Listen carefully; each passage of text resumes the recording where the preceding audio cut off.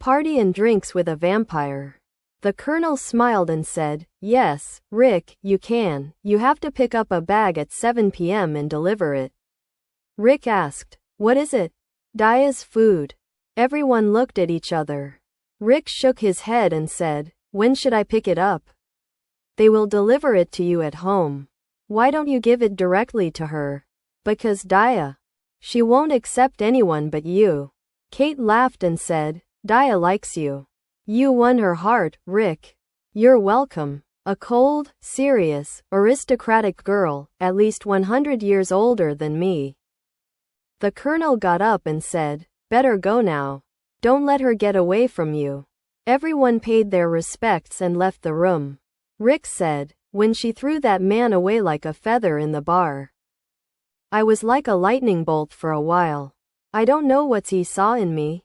James said, it's hard for me, a girl who is over 100 years old, but you look at her, she looks like she's 20. She's immortal and has unknown powers, but still, that sense of calm and pride in her is interesting to me. I think we can be good partners for each other. Kate nodded and said, this mission must be completed successfully. Rick, I'm going home now. Sorry, the missions are on your shoulders, I have to take care of Daya. Kate said with a laugh, good luck. Rick nodded and left the office and headed towards the house. When he entered, he called Lisa and heard her answer from the kitchen. Lisa said when she saw him, good time. Sit down and I'll get you something to drink until lunch is ready. She went to the refrigerator and poured him some cold water. She handed him the glass and said, what's up with your colleague? Rick drank some of the water in the glass and said, it's a good help in gathering information, and of course some things that. He didn't continue. Lisa gave him a questioning look. Rick continued, being a vampire. Lisa nodded. After lunch, she went to her room to rest a bit. At 5 o'clock, she got dressed and waited on the sofa for the officer who was supposed to bring the bag containing the blood packages. Lisa said, are you going somewhere? Yes, I'll get me a bag. Which is for the midwife and I have to give it to her. You give it to her, can't they do it themselves? No, they can't, they're not allowed. Who wouldn't let them? Rick raised his eyebrows and said, Daya, only I can.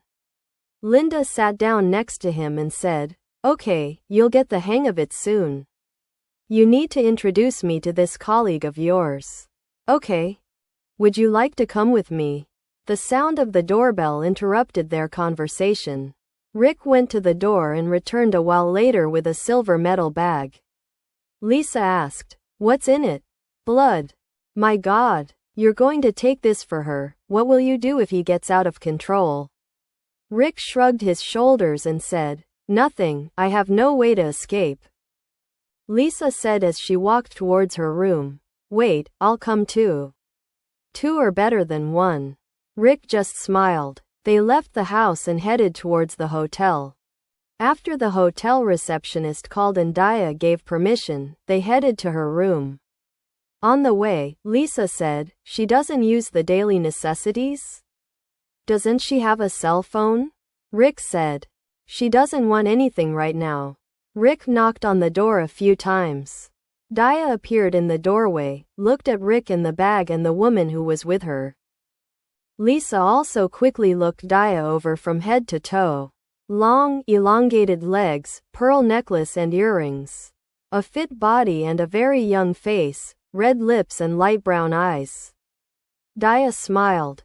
Rick and Lisa entered the room. Daya looked at Rick when he noticed her look and said, this is my wife Lisa and this is Miss Daya. Lisa extended her hand and said, and it's nice to meet you. Miss Daya. Me too, Lisa. Rick took the bag towards Daya and said, and this is what you wanted and here is the secret. Daya's eyes sparkled and she smiled so much that Rick could see her white teeth for a moment. Then she turned to them and said, what would you like me to order for you? Tea, coffee, Nescafe, or soda? Lisa said, coffee, please. Rick said, Nescafe. Daya called the reception and ordered coffee and Nescafe. Daya picked up one of the tall glasses on the table and after opening the bag, took out one of the bags. She took off the lid of the bag and poured its contents into the glass. The door opened, and after the door opened, the waiter took the tray with Daya's order from the wheeled tray and placed it on the table in the room and said, "Do you have anything else?" Daya said, "No, thank you." The waiter's eyes fell on the red bag and glass for a moment, and when he saw Daya's expression, he quickly bowed and left. Daya said, "Here you go." They both thanked her and went to their cups. They had also put some milk and sugar for the coffee. Daya also picked up her glass and started drinking the contents inside.